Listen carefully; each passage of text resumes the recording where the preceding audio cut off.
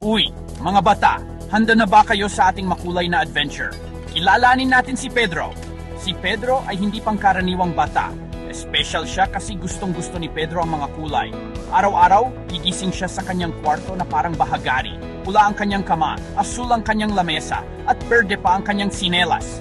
Isang maaraw na umaga, naisipan ni Pedro na kulayan ang kanilang bayan. Unang destinasyon, ang parke. Pinintahan niya ng matingkad na dilaw ang mga duyan at makintab na orange naman ang mga slide. Tuwang-tuwa ang mga bata at nakisali sa kasiyahan. Pinintahan nila ng lila ang mga sisaw at pink naman ang mga upuan.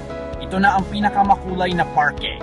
Sunod, pumunta si Pedro sa paaralan. Pinintahan niya ang mga pader ng paikot-ikot na asul at berde. Parang naging mahiwagang gubat ang mga silid-aralan. Pati ang mga guro ay nakisali at tinuhitan ng mga nakakatuwang doodle ang kanilang mga pisara. Mas naging masaya ang pag-aaral. Ang sumunod na pinuntahan ni Pedro ay ang plaza. Pinalamutian niya ang fountain ng mga kumikinang na kulay na parang bahagari. Nagtipon ang buong bayan at nagkaroon ng isang malaking color party. Sumayaw, kumanta at nagtawanan sila.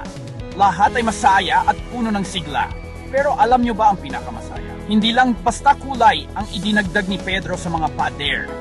Pinuno niya ng saya at imahinasyon ang puso ng bawat isa.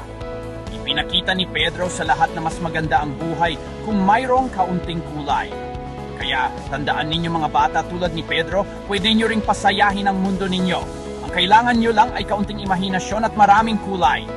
Salamat sa panonood. Huwag kalimutang mag-like at mag-subscribe para sa mas maraming nakakatuwang adventures. Paalam muna!